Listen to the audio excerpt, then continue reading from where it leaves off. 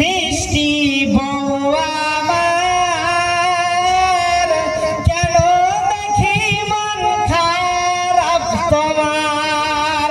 স্বামী স্ত্রীর মাঝে লড়াই বেঁধে গেছে। স্বামী কি মনে মনে ভাবতেছে বিবিকে মানাইতে হবে ঘরের কোনায়।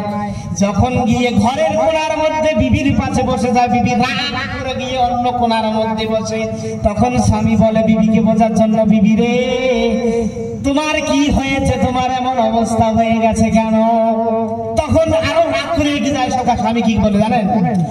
তোমায় আমি করতে খুশি, পড়তে পারি গলায় রশি। কি তোমায় আমি সকাল চলে যাওয়া লাগছে, মজা চলবে না ইনশাআল্লাহ।